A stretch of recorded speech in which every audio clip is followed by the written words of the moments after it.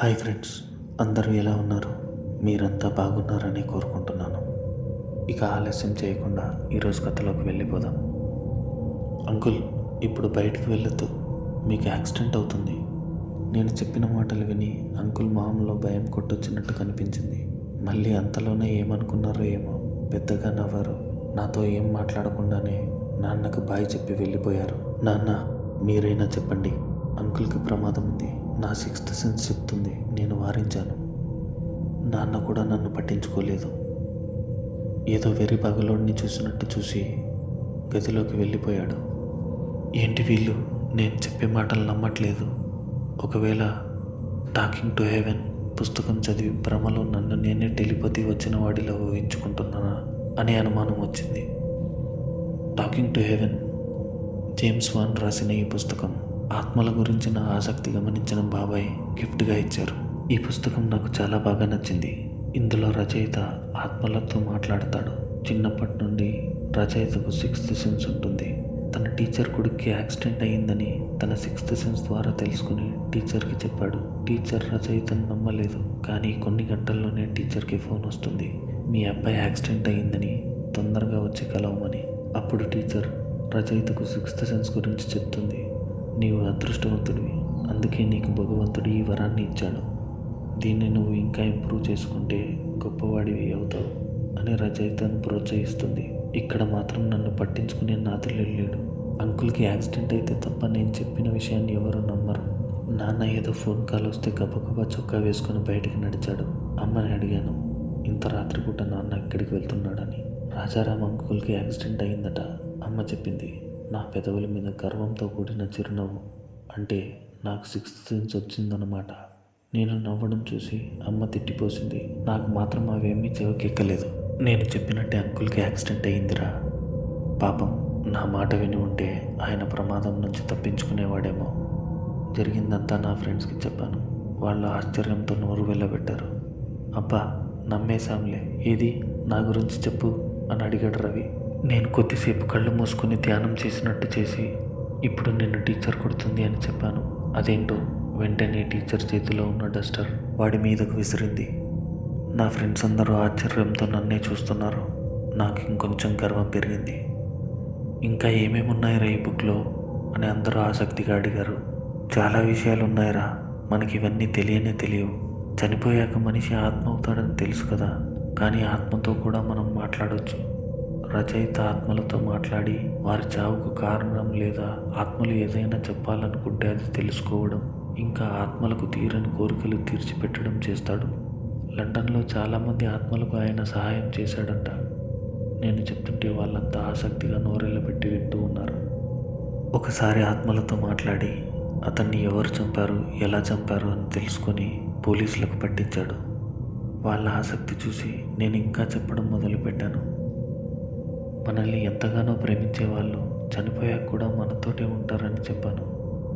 నాకు మా తాతగారు నాతోనే ఉన్నాడేమో అనిపించింది అని ఆ బుక్లో ఉన్న మిగతా విషయాలు కూడా వాళ్ళకి చెప్పి వినిపించాను. రవి, కార్తీక్, రాహుల్ వీరు ముగ్గురు నా బెస్ట్ ఫ్రెండ్స్. నేను చెప్పింది వాళ్ళు నమ్మడంతో ఇంకా నాకు బెస్ట్ ఫ్రెండ్స్ అయిపోయారు. ఈవినింగ్ ట్యూషన్ నుంచి వస్తున్నప్పుడు కూడా మా మధ్య ఇదే డిస్కషన్. మాకు కూడా ఆత్మలతో మాట్లాడాలని గట్టిగా అనిపించింది. ఇంకేం, రేపు ఆదివారం అమావాస్య, కార్తీక్ గాడి పెంట్ హౌస్, రాత్రి 3 గంటలకి అని ప్లాన్ చేశాడు రవి. మరీ రాత్రి 3 గంటలకా? అవును, అప్పుడైతే ఆత్మలన్నీ మనకు కనిపిస్తాయి. ఇంట్లో మన పేరెంట్స్ పంపిస్తారా? ఎవరు చెప్తారు? అందరూ పడుకున్నాక మెల్లగా వచ్చేయడమే. మా ప్లాన్ రెడీ అయింది. ఇంట్లో అందరూ పడుకున్నాక మెల్లగా లేచి కార్తీక్ గాడి ఇంటి వైపు వెళ్తుంటే దారిలోనే రవిగాడు, రాహుల్ గాడు ఎదురయ్యారు. మా కోసమే ఎదురు చూస్తున్నట్టు ఉన్నాడు. మేము రాగానే మెల్లగా గేట్ తీసి చప్పుడు చేయకుండా మమ్మల్ని తన వెంట తీసుకెళ్ళాడు. కార్తీక్, అది పెంట్ హౌస్ అనే మాటే కానీ ఒక చిన్న స్టోర్ రూమ్లో ఉంటుంది. ఆ రూమ్ నిండా పక్కకి ఏవేవో వస్తువులు పారేసిన రూమ్ మధ్యలో కాస్త స్థలం ఉంది. ఆ రూమ్లో ఎక్కడ కిటికీ అన్నది లేదు.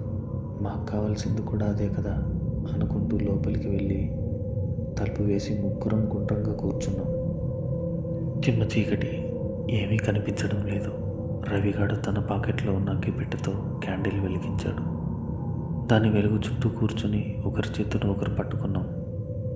ఎవరినైతే ఆహ్వానించాలని అనుకుంటామో ఆ ఆత్మ పేరుని 20 నిమిషాల పాటు ధ్యానంగా పిలవాలి. దీన్ని స్పిరిట్ గేమ్ అంటారు.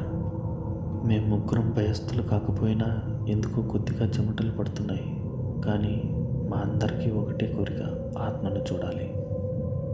మేము పిలవబోయే ఆత్మ హీరోయిన్ సౌందర్యని ఎంచుకున్నాం. ఆమె తన బాయ్ ఫ్రెండ్ చేతిలో అత్యంత దారుణంగా చనిపోయిందని వార్తలు వస్తున్నాయి.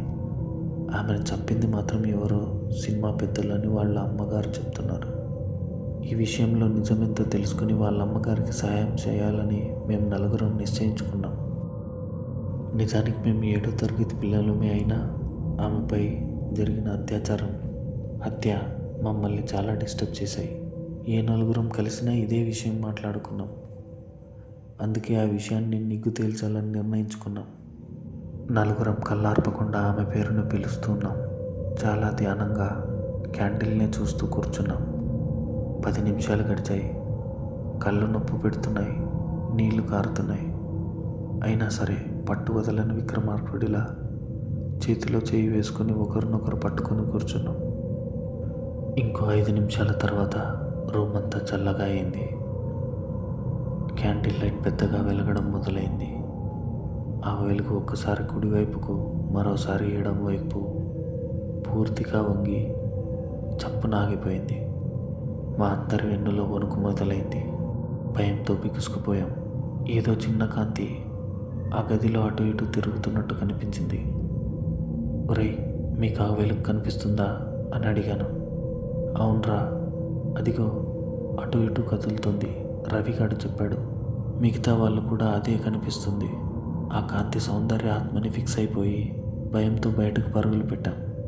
అదేంటో ఎంత గింజుకున్నా స్టోర్ రూమ్ తలుపు రావట్లేదు, బిగుసుకుపోయింది. శ్రీ ఆంజనేయం ప్రసన్నాంజనేయం అంటూ గట్టి గట్టిగా అరుస్తూ అందరం కలిసి డోర్ లాగాం. చిత్రంగా తలుపు తెరుచుకుంది. ఇక అంతే, వెనక్కి తిరిగి చూడకుండా ఇంటికి పరుగులు పెట్టాం. మర్నాడు మా నలుగురికి మహా చెడ్డ జ్వరం వచ్చింది. హాస్టల్ నుండి వచ్చిన మా అక్కకు ఈ